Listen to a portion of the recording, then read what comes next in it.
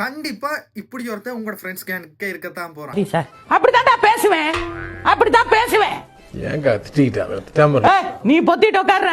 எப்படின்னா அவன் எல்லா விஷயத்துக்குமே யுனிக்கா தெரிவான்.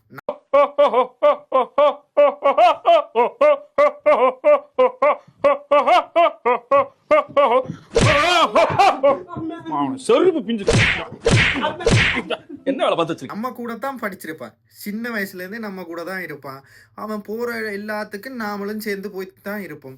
ஆனா எங்க போனாலுமே எல்லா கூட்டத்துக்கு இருந்தாலும் அவன் மற்றவைக்கு யூனிக்கா தான் தெரிய போறான். ஏன்னு நமக்கும் தெரியாது. ஏன் அவன் மேல பொறாமப்பட போறது கிடையாது. ஆனா அவன் ஏன் அப்படி ஒரு ரூட்ல இருக்கிறான்னு பார்த்தோமா இருந்தா, அவன் என்ன செய்கிறான்னா, அவன் முடிவு அவன் தான் எடுக்கிறான். அவன் தன் முடிவுக்காக அடுத்தவையை பற்றி டிஸ்கஸ் பண்ணுறதும் கிடையாது, அடுத்தவை என்ன யோசிப்பிடமாட்டு யோசிக்க போகிறதும் கிடையாது. அவன் தனக்கு தன் மனசாட்சிக்கு சரியாக படுற விஷயத்த படப்படன்னு முடிவெடுத்துக்கிட்டு போய்கிட்டே இருக்கான்.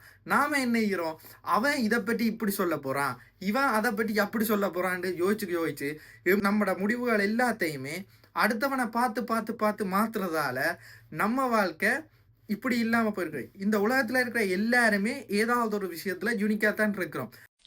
உனக்கு சேர்த்து தானே பேசுறேன். நீ கார்ல போவானா, அம்மா நீ மாதிரி பெரிய ஆளா வேணா, மும்மையை திரும்பி பார்க்க வேணா, ஏன் இந்த இந்தியாவே உன் பேரை சொல்லி கொடி கட்டி பார்க்க வேணா. பார்க்கணும், எடுக்கிறேன், செல்போன் எடுக்கிறேன்.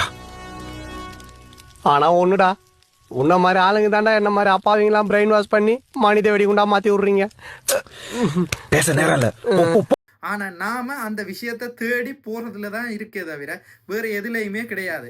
ஆகவே நமக்கு வர்ற பிரச்சனையா இருந்தாலும் சரி, நம்ம வாழ்க்கையில இருக்கிற ஒவ்வொரு டிசிஷனா இருந்தாலும் சரி, எல்லாத்தையும் நாமே நமக்கான டிசிஷன் எடுத்துக்கொண்டிருந்தோமா இருந்தா எந்த பிரச்சனையும் வர போறதும் கிடையாது.